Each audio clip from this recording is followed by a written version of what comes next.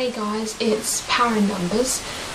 I just want to talk to you guys today because over the last few weeks a lot has been happening in the world, and I just wanted to give you my thoughts about what's going on and hopefully get some feedback from you guys.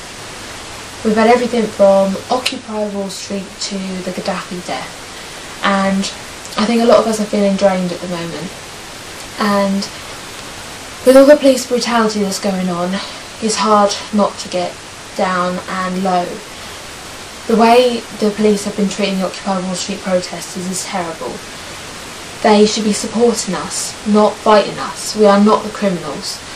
And I just call out to all the police and just say, look, we are peaceful protesters just trying to get our message across. This affects you as much as it affects us, so please just stand by us, not against us. I support all the Occupy protesters who are occupying cities across the world, and just know that you are doing an amazing job, and just stay strong and stay peaceful. There has been terrible riots in Greece this week with the 2-day shutdown, where they shut down schools, all airports, trains, it all come to a standstill basically for 2 days.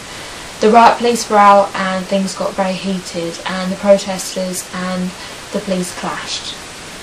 Now, there is always going to be violence in these sort of situations, but we need to try and pull that back. We are only ever going to get our message across if we do this peacefully.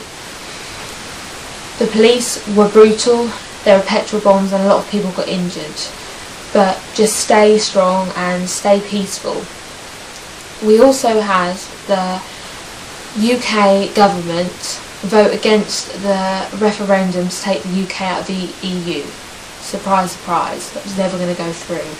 But there they go, the 100,000 people sign a petition to ask for a referendum, and they take it upon themselves to say, no, that we don't even want a referendum.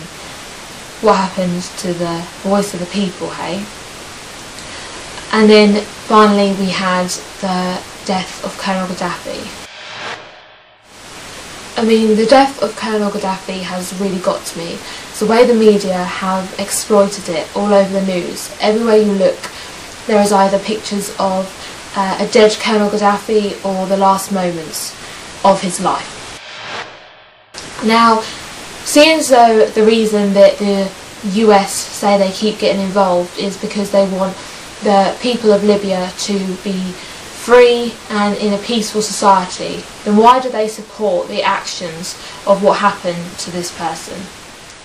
So, I mean, that is the land of unconfirmed. Yes, we came, we saw, he died. Did it have anything to do with your visit? No, oh, I'm sure it did.